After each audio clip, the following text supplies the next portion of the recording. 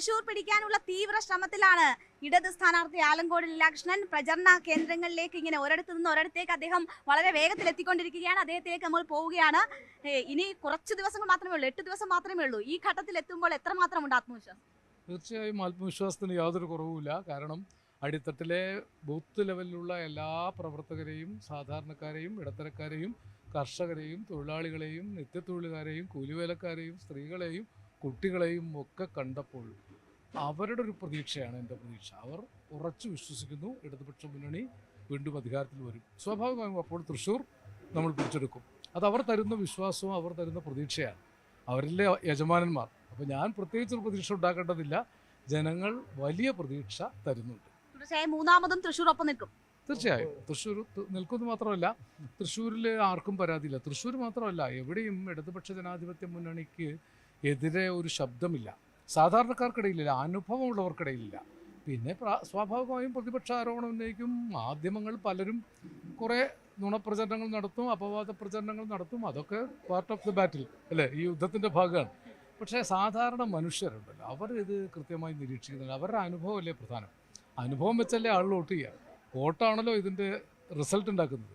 ആ നിലയ്ക്ക് എനിക്ക് മനസ്സിലായിടത്തോളം സാധാരണ മനുഷ്യർക്ക് എന്തെങ്കിലും ഒരു പരാതി, ഇപ്പോൾ സാധാരണ ഒരു സ്ഥാനാർത്ഥി ചെന്നാൽ പരാതിക്കെട്ടഴിക്കും ആളുകൾ. ഒരു പരാതിയും പറഞ്ഞില്ല. ചില നിവേദനങ്ങൾ, ചില കാര്യങ്ങൾ ഇങ്ങനെ ചെയ്യണം, അത്തരം കാര്യങ്ങൾ ശ്രദ്ധയിൽപ്പെടുത്തിയിട്ടുണ്ട്, ശ്രദ്ധയിൽപ്പെടും. അത് കൂടുതൽ ശ്രദ്ധിക്കും MLA ആവുകയാണെങ്കിൽ. തൃശ്ശൂർ ഭരണവിരുദ്ധ വികാരമില്ല. ഇല്ല, തൃശ്ശൂർ എന്നല്ല, കേരളത്തിൽ അങ്ങനെ ഭരണവിരുദ്ധ വികാരമില്ല. എവിടെയും അങ്ങനത്തെ ഒരു വികാരം ഉള്ളതായിട്ട് നമുക്ക് അനുഭവത്തിലില്ല. പിന്നെ ഈ പറഞ്ഞ പോലെ ഭരണവിരുദ്ധം ഉണ്ടാക്കാൻ ശ്രമിക്കുമല്ലോ, വികാരം ഉണ്ടാക്കാൻ എതിർകക്ഷികൾ ശ്രമിക്കും. അതല്ലേ ഇതിൻ്റെ ഒരു സ്വഭാവം. പക്ഷെ അത് ജനങ്ങളിലേക്ക് എത്തിയിട്ടില്ല, ജനങ്ങളിലേക്ക് ഏശിയിട്ടില്ല. അപ്പോൾ ജനങ്ങളെ സംബന്ധിച്ച് നമ്മൾ വേറൊരു പ്രചരണം നടത്തിയില്ലെങ്കിലും അത്രമേൽ സ്വാഭാവികമായി ഇടതുപക്ഷത്തിന് തുടർഭരണം ഉണ്ടാവും. അത്രമേൽ സ്വാഭാവികമായി തൃശ്ശൂർ മൂന്നാമത് ഇടതുപക്ഷത്തിൻ്റെ MLA വരും. അതിൻ്റെ കൂടെ അങ്ങ് നിന്നുകൊടുത്താൽ മതി, അവർ കൊണ്ടുപോയിക്കോളും. അത്രേ ഇപ്പം ഞാൻ ചെയ്യേണ്ടതുള്ളൂ. അപ്രതീക്ഷിതമായിട്ടുള്ളൊരു നിയോഗമായിരുന്നു. ഏറ്റവും ആദ്യം തന്നെ പ്രചരണ രംഗത്ത് സജീവമാകാനും കഴിഞ്ഞു. ജനങ്ങളിൽ നിന്ന് ആ രീതിയിലുള്ളൊരു അക്സെപ്റ്റൻസ് കിട്ടുന്നുണ്ടോ? ജനങ്ങളുടെ ഇടയിലേക്ക് ഇറങ്ങി ചെല്ലുമ്പോൾ അനുഭവം എന്താണ്? തീർച്ചയായിട്ടും ഞാൻ നേരത്തെ പറഞ്ഞതാണ്, ഞാൻ സ്ഥാനാർത്ഥിയാവുമെന്ന് പ്രതീക്ഷിച്ച ഒരാളല്ല. സ്ഥാനാർത്ഥിയായിട്ട് നേരത്തെ പ്രഖ്യാപിച്ചല്ലോ CPI ഇടതുപക്ഷം. അപ്പോൾ ഞാൻ നേരത്തെ വന്ന് ആദ്യം ചെയ്തത്, ഞാനൊരു എഴുത്തുകാരനാണ്. ഞാൻ തൃശ്ശൂർ ഒരു 4.5 പതിറ്റാണ്ടായി നിരന്തരം പ്രസംഗിക്കാൻ വരുന്ന ഒരാൾ. ആഴ്ചയിൽ 5 ദിവസം ഇവിടെ ഉണ്ട്. അക്കാഡമിയിൽ എക്സിക്യൂട്ടീവ് കമ്മിറ്റി മെമ്പറാണ്, യുവകലാ സാഹിത്യ സംസ്ഥാന അധ്യക്ഷനാണ്. ഇവിടെയൊക്കെ നടക്കുന്ന ആളാണ്. പക്ഷേ ആ ഒരു ലെയറിലല്ല നമ്മൾ എത്തേണ്ടത് എന്നുള്ളതുകൊണ്ട് അത് സാംസ്കാരികമായി കുറച്ചൊരു അവബോധമുള്ളൊരു സമൂഹത്തെയാണ് നമ്മൾ നിരന്തരം അഡ്രസ്സ് ചെയ്യുന്നത്. എനിക്ക് ജനങ്ങളുമായിട്ട് നേരത്തെ ബന്ധമുണ്ട്. 10 വയസ്സ് മുതൽ സാംസ്കാരിക രാഷ്ട്രീയ പ്രവർത്തന രംഗത്തുള്ള ഒരാളാണ്. അപ്പോൾ ജനങ്ങളുടെ പൾസ് അറിയാവുന്നതുകൊണ്ട് ഇത്തരം പ്രവർത്തകർ, അവിടെ അടിത്തട്ട് പ്രവർത്തിക്കുന്ന ഇവരെയൊക്കെ നമ്മൾ അങ്ങേയറ്റം ആദരിക്കണം. കാരണം അവർ ജനങ്ങളുടെ ഇടയിൽ ചെന്ന് ജനങ്ങളുടെ ആവശ്യം നിറവേറ്റി കൊടുത്ത് ജനങ്ങളുടെ എല്ലാ പരാതികളും പരിഹരിച്ച് കൂടെ നിർത്തുകയാണ് ആളുകളെ. അവരാണ് എന്നെ കൊണ്ടുപോകുന്നത്. VS സുനിൽകുമാറിനായിരുന്നു, ബാൽസി ഉണ്ടായിരുന്നു, അനൂപ് കാട, സുമേഷ്, സുഹാരേട്ടൻ, ഇങ്ങനെ ഒരുപാട് ആളുകൾ എൻ്റെ കൂടെ ഉണ്ട്. അവരുടെ കൂടെ അങ്ങ് പോയപ്പോൾ സത്യത്തിൽ ഒരു വലിയ അനുഭവമായി. ഞാനൊരു എഴുത്തുകാരൻ എന്ന നിലയ്ക്ക് ജീവിതത്തിൽ അനുഭവിച്ച ഏറ്റവും വലിയൊരു അനുഭവം ഈ നിഷ്കളങ്കമായ സ്നേഹത്തിൻ്റെ ഒരു അനുഭവത്തിൻ്റെ നടുക്ക് നിൽക്കുമ്പോൾ നമുക്ക് കിട്ടുന്നൊരു ഊർജ്ജമുണ്ട്. അല്ലെങ്കിൽ ഇപ്പോൾ ഈ സമയത്ത് ഇങ്ങനെ പൂനിലാവാക്കി, വെയിലിനെ പൂനിലാവാക്കിയിട്ട് നടക്കാൻ പറ്റും. ഞാനങ്ങനെ നടന്ന ഒരാളല്ലല്ലോ. ജനങ്ങൾ അങ്ങനെയാണ് നിൽക്കുന്നത്. അപ്പോൾ അവരെ കൂടെ ചെല്ലുമ്പോൾ നമുക്ക് കിട്ടുന്ന ആവേശവും നമുക്ക് കിട്ടുന്ന ഒരു ഉണർവും നമുക്ക് കിട്ടുന്ന പ്രതീക്ഷയും വളരെ വലുതാണ്. പക്ഷേ കവിത എഴുതുന്നു, പ്രഭാഷണം നടത്തുന്നു, എപ്പോഴും ജനങ്ങൾക്കിടയിലായിരുന്നു. അത് മറ്റൊരു രൂപത്തിലായിരുന്നു. ഈ ഇത്രയും ദിവസത്തെ പ്രചരണം നൽകുന്ന അനുഭവം എന്താണ്? ഏതാണ് ഏറ്റവും ബുദ്ധിമുട്ടേറിയ? യഥാർത്ഥത്തിൽ ഭൗതികമായ ബുദ്ധിമുട്ട് ഈ പ്രചാരണം തന്നെയാണ്. കാരണം അത് വെയിൽ കൊണ്ട് എല്ലാ പ്രാതികൂല്യങ്ങളെയും അതിജീവിച്ച് ആരോടും ഒരു അനിഷ്ടവും പ്രകടിപ്പിക്കാതെ അവരുടെ ഒപ്പം നിൽക്കണം. നമ്മളങ്ങനെ അനിഷ്ടം കാണിച്ചാലൊന്നും അവർ സമ്മതിക്കില്ല. കവിക്ക് പല സൗകര്യമുണ്ട്. കവിക്ക് ഇടയ്ക്ക് കവിത എഴുതാം, മിണ്ടാതിരിക്കാം, ഇടയ്ക്ക് മീറ്റിങ്ങിൽ പോകാതിരിക്കാം. ഇതങ്ങനെ പറ്റില്ല. ഇത് ഒരു സെക്കൻഡ് മാറി വയ്ക്കാൻ പറ്റില്ല. ശ്വാസം വിടാൻ സമയം കിട്ടില്ല. ഞാൻ സത്യത്തിൽ ഈ 22-23 ദിവസം മര്യാദയ്ക്ക് നിന്നും ശ്വാസം വിട്ടിട്ടില്ല. ഇങ്ങനെ പോകുന്ന കൂട്ടത്തിൽ ഓട്ടത്തിൽ ശ്വാസം വലിക്കുക. അപ്പം അത്രമേൽ ആഴത്തിൽ ജനങ്ങളുമായിട്ട് ഇടപഴകിയാലേ അതിൻ്റെ കുറവ് കൊണ്ട് വിജയിക്കാതിരിക്കില്ല. പിന്നെ ഈ പറഞ്ഞതുപോലെ തിരഞ്ഞെടുപ്പല്ലേ, നമ്മൾ രണ്ടും പ്രതീക്ഷിക്കണം. പക്ഷേ എൻ്റെ പ്രതീക്ഷ വാസ്തവത്തിൽ വിജയം പൂർണ്ണമായുമാണ്. BJP ക്യാമ്പ് വലിയ ആത്മവിശ്വാസത്തിലാണ്. ഞങ്ങൾ പത്മജ വേണുഗോപാലിനെ കണ്ടിട്ടാണ് വരുന്നത്. ജയിക്കാനാണ് മത്സരം, 2ാം സ്ഥാനത്തിന് വേണ്ടിയാണ് മറ്റു മത്സരങ്ങളെന്ന് പറയുന്നു. എങ്ങനെയാണ് BJP ഒരു ഫാക്ടറാണോ ഇവിടെ? ആരുമായിട്ടാണ് നേരിട്ട് മത്സരം? BJP ഒരു ത്രെറ്റ് ആവില്ല. കാരണം നേരത്തെ സുരേഷ് ഗോപി ജയിച്ചതിൻ്റെ ആ ഓളം പൂർണ്ണമായിട്ടില്ലാതെ. കാരണം സുരേഷ് ഗോപി ജനങ്ങളുടെ പക്ഷത്ത് ഇപ്പോൾ ഇല്ലാത്തൊരു സാഹചര്യം വന്നു. ജനങ്ങൾക്ക് വലിയ പരാതിയായി.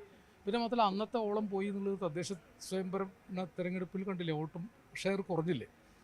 BJPയും കോൺഗ്രസും ഒരേ സാമ്പത്തിക നയത്തിലേക്ക് കൊണ്ടു നടക്കുന്നത്. ജനങ്ങൾക്കെതിരല്ലേ അത്. ഉദാരീകരണം, ആഗോളീകരണം, കോർപ്പറേറ്റുകൾക്ക്, മൂലധനങ്ങൾക്ക്, അംബാനിമാർക്ക്, അദാനിമാർക്ക് സൗകര്യം ചെയ്തു കൊടുക്കുന്ന ഗവൺമെൻറ്റുകളാണ്. പാവപ്പെട്ടവർക്ക് സൗകര്യം ചെയ്തു കൊടുക്കുന്ന, അവരുടെ കൂടെ നിൽക്കുന്ന ഗവൺമെൻറ്. ഈ രണ്ട് പ്രശ്നമേ ഇതിലുള്ളൂ. കോൺഗ്രസും BJPയും ഒരേ നയമാണ് സാമ്പത്തികമായി പിന്തുടരുന്നത്. അവർ ജനങ്ങളുടെ ക്ഷേമമോ സോഷ്യലിസമോ ഒന്നും അവരുടെ മുമ്പിലില്ല. അവർക്ക് വലിയ അധികാരം ഉപയോഗിച്ചുകൊണ്ടുള്ള മുതലാളിത്തത്തിൻ്റെയും കുത്തകകളുടെയും ഒരു വളർച്ചയാണ്. BJP ആണെങ്കിൽ അതിനിടെ കൂടെ മനുഷ്യർക്കിടയിൽ ഈ വെറുപ്പിൻ്റെ രാഷ്ട്രീയം പ്രചരിപ്പിക്കുന്നുണ്ട്. നമ്മളെ ഹിന്ദുവാക്കി, മുസൽമാനാക്കി, ക്രിസ്ത്യാനിയാക്കി നമ്മെ ഭിന്നിപ്പിക്കുന്ന ഈ രണ്ട് രാഷ്ട്രീയവും ജനവിരുദ്ധമാണല്ലോ. അപ്പോൾ അതുമാത്രം മതി. അപ്പോൾ ലോക്സഭാ തെരഞ്ഞെടുപ്പിലെ തെറ്റ് തൃശ്ശൂരിലെ ജനങ്ങൾ തിരുത്തും ഈ തെരഞ്ഞെടുപ്പിലെന്നാണോ? തീർച്ചയായിട്ടും തിരുത്തും. നോക്കൂ, നമുക്ക് കാണാം. തെരഞ്ഞെടുപ്പ് കഴിഞ്ഞാൽ ഇടതുപക്ഷ ജനാധിപത്യ മുന്നണി ബഹുഭൂരിപക്ഷത്തോട് കേരളത്തിൽ അധികാരത്തിൽ വരും. തൃശ്ശൂരിൽ അവരുടെ MLA ആയി ഇടതുപക്ഷ ജനാധിപത്യ മുന്നണിയുടെ സ്ഥാനാർത്ഥിയെ തിരഞ്ഞെടുക്കും.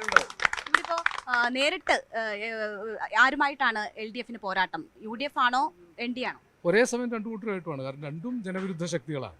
അപ്പോൾ ആ രണ്ട് ശക്തികളെയും നേരിട്ട് ഈ ത്രികോണ മത്സരത്തിൽ ജനാഭിപ്രായത്തെ സ്വരൂപിച്ച് ജനപക്ഷം എന്ന് പറയുന്നത് ഇടതുപക്ഷമാണ്. അതാണ് എൻ്റെ വ്യത്യാസം. അവർക്ക് ജനങ്ങളുടെ പൂർണ്ണ സംരക്ഷണം കൊടുക്കുന്ന പക്ഷം. ആ നിലയ്ക്ക് ഇടതുപക്ഷം ഈ രണ്ട് ശക്തികളെയും ഒരേപോലെ നേരിടും. അങ്ങനെ വിജയിക്കും. ഇവിടെ ഇപ്പോൾ പത്മജ വേണുഗോപാലിന്റെ 4ാമത്തെ മത്സരമാണ്. ജയിച്ചിട്ടില്ല എങ്കിൽ പോലും 4ാമത്തെ മത്സരമാണ്. രാജൻ പല്ലനാണെങ്കിൽ ജനപ്രതിനിധിയായിരുന്നു, മേയറായിട്ടൊക്കെയുള്ള വലിയ അടുപ്പം ജനങ്ങളുമായിട്ടുണ്ട്. അന്നത്തെ ഭരണ നേട്ടങ്ങളൊക്കെ വോട്ടാവുമെന്ന് പറയുന്നു. അതേസമയം മാഷ് ആദ്യമായിട്ട് മത്സരരംഗത്തേക്ക് എത്തുകയാണ്. അല്ല, ഞാൻ ആദ്യമാണെങ്കിൽ ഇടതുപക്ഷം ഇവിടെ ഉണ്ടല്ലോ. ഞാൻ ഇടതുപക്ഷത്തിന് സ്ഥാനത്തില്ല. ഞാൻ ആള് പ്രശ്നമല്ലല്ലോ. നാളെ ഇപ്പോൾ ഇടതുപക്ഷം വേറെ ആളെ നിർത്തിയാലും ഇടതുപക്ഷ ആശയങ്ങളാണ്. രാജൻ പല്ലനും പത്മജിയും മോശം ആളുകളാണെന്ന് ഞാൻ പറയുന്നില്ല. അവർക്ക് അവരുടെ ആശയങ്ങളിലെ ജനങ്ങളുടെ മുമ്പിൽ വയ്ക്കാൻ പറ്റുക. ഈ ആശയങ്ങളും ഇടതുപക്ഷത്തിൻ്റെ ആശയം തമ്മിൽ ഏറ്റുമുട്ടും. ഇടതുപക്ഷത്തിൻ്റെ ആശയം ജനപക്ഷം, അടിസ്ഥാന ജനങ്ങളുടെ ക്ഷേമം, 5 ലക്ഷം വീടുകൾ, 4 ലക്ഷം പട്ടയം, അതിദാരിദ്ര്യമുക്തമായ സംസ്ഥാനം, എല്ലാ വീടുകളും, എല്ലാ ആശുപത്രികളും ഹൈടെക്, എല്ലാ സ്കൂളുകളും ഹൈടെക്, പെൻഷൻ 4000 രൂപയാണ് പെൻഷൻ കിട്ടാൻ പോകുന്നത്, ക്ഷേമ പെൻഷൻ. അങ്ങനെ ക്ഷേമം അടിത്തട്ട് ഉറപ്പിച്ചൊരു ഗവൺമെൻറ് അല്ലേ. പ്രധാനമന്ത്രി വന്നു പോയതാണ് BJP കേന്ദ്രങ്ങളെ ഏറ്റവും വലിയ ആത്മവിശ്വാസം നൽകുന്ന ഘടകം. അതിൽ പ്രധാനമന്ത്രി വന്ന് പറഞ്ഞത് കേന്ദ്രം കൊടുത്തതൊന്നും ഇവിടെ കിട്ടിയിട്ടില്ല എന്ന തരത്തിലൊക്കെയാണ്. അപ്പോൾ പത്മജയ്ക്ക് വലിയ ആത്മവിശ്വാസം നൽകുന്നത് പ്രധാനമന്ത്രിയുടെ വരവാണ്. കേന്ദ്രം തന്നത് പിന്നെ എവിടെ പോയി? ഇടയിൽ ആരെങ്കിലും കൊണ്ടുപോയോ? ഇവിടെ കിട്ടേണ്ടതല്ലേ. ഇവിടെ കിട്ടിയിരുന്നെങ്കിൽ ഇങ്ങനെ ആവില്ലല്ലോ. നമ്മൾ കിഫ്ബി ഒക്കെ വഴിയല്ലേ ഫണ്ട് നമുക്ക് മുമ്പിലുള്ള കാര്യമല്ലേ. അവർക്ക് അവരുടെ രാഷ്ട്രീയം പറയണമല്ലോ. പ്രധാനമന്ത്രി വന്നത് എനിക്കൊരു അത്ഭുതം തോന്നിയത്. എന്നെപ്പോലും ഒരു സ്ഥാനാർത്ഥിയെ പ്രതിരോധിക്കാൻ പ്രധാനമന്ത്രി വരെ വന്നു എന്നുള്ളത് ഒരു ചലഞ്ചായിട്ടും അഭിമാനമായിട്ടും കണക്കാക്കാമല്ലോ. അദ്ദേഹം ഈ രാഷ്ട്രത്തിൻ്റെ പ്രധാനമന്ത്രിയല്ലേ. ആ നിലയ്ക്ക് എൻ്റെയും പ്രധാനമന്ത്രിയാണ്. അപ്പോൾ എനിക്കെതിരെ പ്രചരിപ്പിക്കാൻ അദ്ദേഹം വന്നു എന്നുള്ളത് ഞാനൊരു അഭിമാനമായിട്ട് എടുക്കുന്നു. ബാറ്റിൽ ഇതിനോട് ബന്ധപ്പെട്ടതല്ല. ഞാൻ നേരത്തെ പറഞ്ഞതിനാണ്. ജനങ്ങളുടെ പക്ഷത്തു നിന്ന് ജനങ്ങൾക്ക് വേണ്ടി ജനങ്ങളുടേതായി പ്രവർത്തിക്കുന്ന ആശയങ്ങൾ, നിലപാടുകൾ, പ്രവർത്തനങ്ങൾ വിജയിക്കും. അതാണ് ചരിത്രം. വിജയിച്ചിരിക്കും. പ്രധാനമന്ത്രി വന്നത് ആത്മവിശ്വാസ കുറവിൽ നിന്നാണ് എന്നതാണ് താങ്കൾ പറയുന്നത്. എന്നൊന്നും ഞാൻ പറഞ്ഞില്ല. അങ്ങനെയില്ല. ഓക്കെ, വേണ്ടി എല്ലായിടത്തും വന്നു. എത്ര സീറ്റ് കിട്ടി? അത് കോൺഗ്രസ്. നമ്മളുടെ പല മണ്ഡലങ്ങളിലും ഇപ്പോൾ ഡീല് വലിയ ചർച്ച. തൃശ്ശൂരിൽ എന്തെങ്കിലും അങ്ങനെ ഉണ്ടോ? ഡീല് വല്ലതും ഉണ്ടോ? എനിക്ക് ഈ വക കാര്യങ്ങളൊന്നും അറിഞ്ഞുകൂടാ. എനിക്ക് ഡീൽ ഉണ്ടാക്കാനുള്ള ഒരു ശേഷിയില്ല. അതുകൊണ്ട് മനുഷ്യരുമായിട്ടുള്ള ഡീലാണ്. അത് സ്നേഹത്തിൻ്റെ ഡീലാണ്, വിശ്വാസത്തിൻ്റെ ഡീലാണ്, ചേർത്ത് പിടിക്കലിൻ്റെ ഡീലാണ്. ആ സ്നേഹത്തിൻ്റെ ഡീലാണ് വിജയിക്കുക. സാഹിത്യകാരന്മാരെ നമ്മളൊരു ബൗദ്ധിക നില ഉയർന്നവരും അങ്ങനെ ഒരു മാറ്റി നിർത്തുന്ന ഒരു സാഹചര്യമുണ്ടോ? അല്ലെങ്കിൽ ഒരു ബഹുമാനം തന്ന് മാറി നിൽക്കുന്ന ഒരു സാഹചര്യമുണ്ടോ? അങ്ങനെ ആളുകളുടെ ഇടയിലേക്ക് ഇറങ്ങുമ്പോൾ എങ്ങനെയാ ഫീൽ ചെയ്യുന്നത്? എനിക്കങ്ങനെ ഞാൻ ജനങ്ങളുടെ ഇടയിൽ ഉണ്ടായിരുന്ന ഒരാളാണ്. എൻ്റെ ചരിത്രം അറിയാഞ്ഞിട്ടാ. ഞാൻ ജനങ്ങൾക്കിടയിൽ കഥാപ്രസംഗം ചെയ്തു വന്ന ഒരാളാണ്. ജനങ്ങൾക്ക് നടുവിൽ നിന്ന് ജനങ്ങളുടെ സംരക്ഷണത്തിൽ, ജനങ്ങളുടെ വിശ്വാസത്തിൽ 1000ഓളം വേദികളിൽ കഥ പറഞ്ഞ ഒരു കൗമാരകാലം എനിക്കുണ്ട്. അക്കാലം മുതൽക്ക് ജനങ്ങൾക്ക് നടുക്കിൽ നിന്നൊരു എഴുത്തുകാരനെ ഞാൻ പ്രസംഗിച്ച വേദികളുടെ കണക്കറിയാഞ്ഞിട്ടാണ്. ഒരുപക്ഷെ കേരളത്തിൽ ഏറ്റവും കൂടുതൽ എൻ്റെ പ്രായത്തിൽ പ്രസംഗിച്ച ഒരാളായിരിക്കും. അതൊക്കെ സാധാരണ സർവീസ് സംഘടനകളുടെ യോഗങ്ങൾ, രാഷ്ട്രീയ പാർട്ടികളുടെ യോഗങ്ങൾ തൊട്ട് സാംസ്കാരിക വേദികൾ വരെയുണ്ട്. അതുകൊണ്ട് ജനങ്ങളെ ഭയപ്പെടുന്നില്ല ഞാൻ. ജനങ്ങളെ എന്നെയും ഭയപ്പെടുന്നില്ല. തീർച്ചയായും സംശയം. ഇതാ കണ്ടില്ല, ഇതൊക്കെ നിങ്ങൾ കാണാനില്ലേ. ഓക്കെ, അപ്പൊ എല്ലാ ആശംസകളും. വലിയ ആത്മവിശ്വാസത്തിലാണ്. ജനങ്ങൾക്കൊപ്പം നിന്ന ചരിത്രമാണ്. ജനങ്ങൾക്കൊപ്പം തന്നെ മുന്നോട്ട് പോകുന്നു. എല്ലാം തികഞ്ഞ വിജയ പ്രതീക്ഷയിൽ തന്നെ LDF ക്യാമ്പ് മുന്നോട്ട് പോവുകയാണ്. പ്രചരണം തകൃതിയായി നടക്കുകയാണ്. തൃശ്ശൂരിൽ നിന്നും ക്യാമറമാൻ പ്രജിത് കോങ്ങാടിനൊപ്പം MG രേണുക. കൂടുതൽ വാർത്തകൾക്ക് News 18 Keralam YouTube channel subscribe ചെയ്യുക.